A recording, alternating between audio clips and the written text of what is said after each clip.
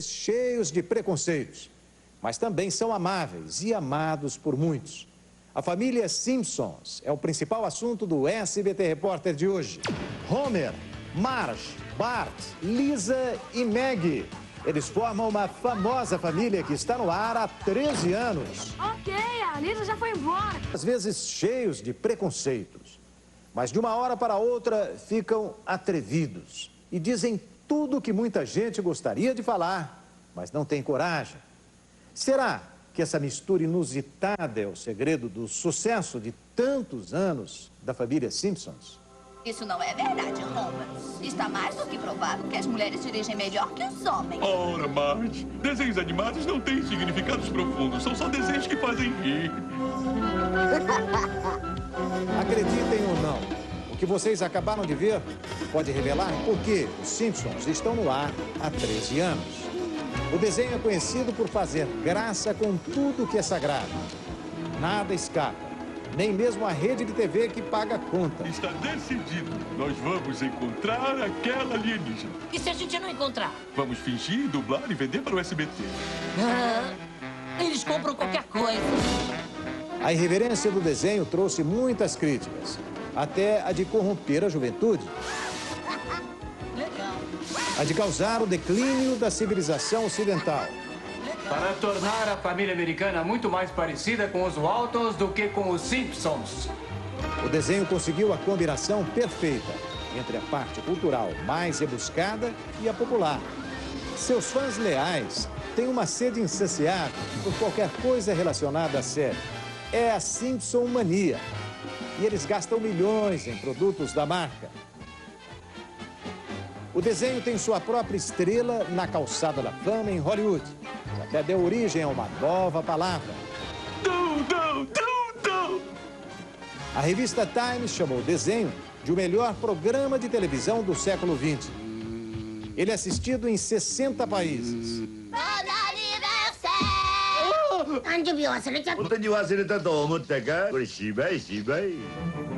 Numa recente pesquisa na Grã-Bretanha, os Simpsons foram eleitos mais populares que a família real.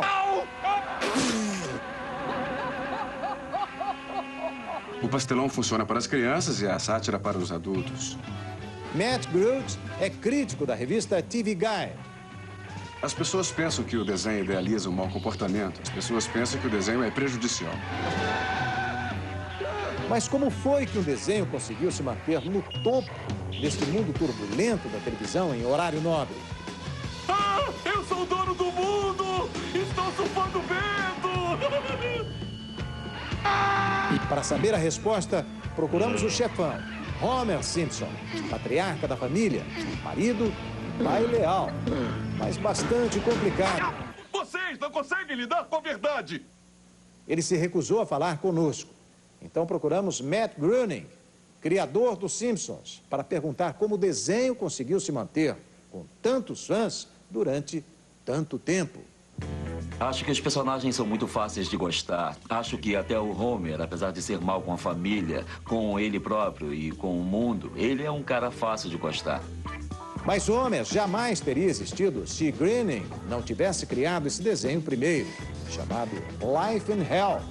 Em 1986, os diretores de um programa da linha de shows gostaram do projeto e pediram que ele fizesse alguns desenhos de curta-metragem. Eu ia fazer os desenhos, mas então descobri que o que quer que eu mostrasse seria de absoluta propriedade da rede de TV. Por isso eu tive que mudar de ideia. Ironicamente, não querendo arriscar seus desenhos bons, Groening inventou a família Simpsons na hora. Marge, a esposa sofrida de Homer.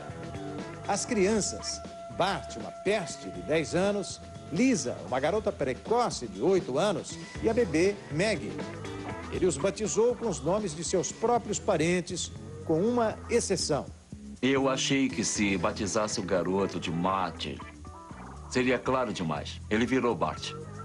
O desenho fez tanto sucesso que em 1989, a rede de TV deu aos Simpsons um programa próprio. Jim Brooks trabalhou com Groening para desenvolver os Simpsons. Não queríamos fazer um desenho, queríamos que fosse real, queríamos estabelecer uma realidade. Então eles colocaram esta família agitada de classe média numa cidade, com um delegado incompetente, um repórter pomposo, um bilionário sinistro e dúzias de outras personagens. Os Simpsons cresceram de um homem com uma caneta e uma ideia para um verdadeiro exército.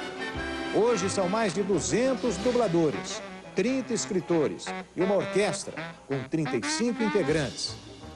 Os personagens estão vivos agora, vivos para todos que trabalham no desenho e ainda mais para os atores, que os fazem falar. Esses atores fazem mais do que dar vozes aos personagens. Eles criam um histórico e uma psicologia para cada um. Homer é representado por Dan Castellaneta. Adoro minha sogra. Acho que ele é uma criança no corpo de um adulto, tendo que lidar com o fato de ser um adulto. Castellaneta desenvolveu a voz estudando os desenhos de Groening. Ele tem uma sobremordida enorme que me fez lembrar Walter Matthau.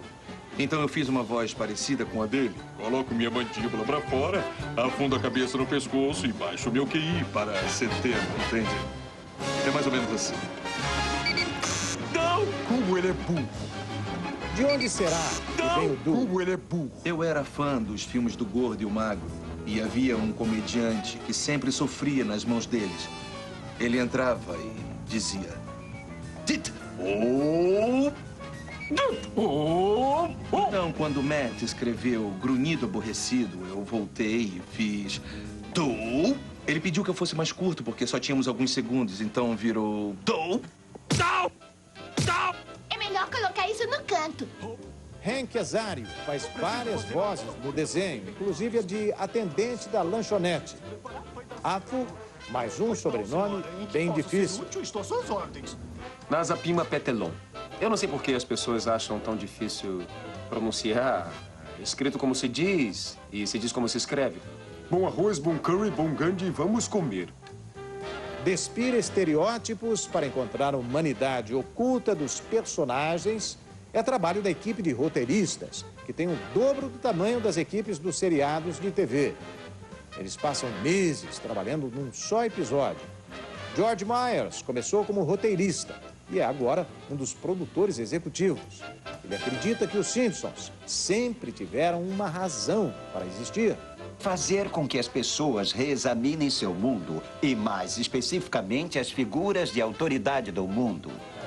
E aqueles roteiros são feitos para mexer com o anarquista que existe dentro de cada um de nós, para fazer com que os personagens façam coisas que poucas pessoas de verdade poderiam fazer. Mas não é um pecado? Mas olha só, quase tudo é pecado. Você já sentou para ler essa coisa? Tecnicamente, não podemos ir ao banheiro. Nós fazemos coisas que eu tenho certeza absoluta levariam certas pessoas à loucura se não fosse um desenho. Como neste episódio, a fobia de Homer, em que ele é forçado a enfrentar seu pavor de homossexuais. Ele prefere a companhia de homens. Ninguém não prefere. Homer, querido, preste atenção. John é um homossexual. Existem muitas críticas, mas os seriados não mostram famílias indo à igreja e coisa e tal. Mas os Simpsons vão à igreja. Nós até mostramos Deus.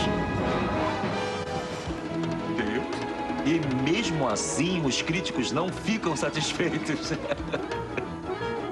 Esta atitude irreverente atrai muitas celebridades que querem participar, fazer graça de si próprios. A lista de estrelas convidadas inclui meio mundo, de Mel Gibson, U2, Britney Spears, a Richard Gere. Ainda bem que o budismo ensina o controle do desejo. Meu desejo é te dar um chute na bunda. Mas no final das contas, o sucesso do desenho se deve aos personagens principais, especialmente Homer. E foi difícil, mas após meses de intensas negociações, ele finalmente concordou em falar com a nossa equipe de reportagem. Esse é o verdadeiro Homer Simpson. Esse é um daqueles programas em que preciso degustar duas colas e dizer qual é melhor. Quando descobre que é um programa de reportagens, Homer faz um alerta. Bom, eu só quero reiterar que seus investigadores estão proibidos de entrar na minha garagem, no meu freezer e de investigar os anos de 1983 a 1995. Eu falei freezer certo? Ei, tudo bem, cara? Como é que é? Ora, seu canalha! Seu canalha! Eu não vou fazer isso de novo. O meu hobby estava aberto o tempo todo. Descobrimos que Homer é tão complicado pessoalmente quanto é na TV. Mas apesar disso, sua família o ama e o aceita. Talvez esse seja o segredo. Este desenho faz graça dos valores tradicionais da família. E isso é muito engraçado. Homer devia ver um médico. Eu acho que um homem saudável não pode exalar um cheiro desse.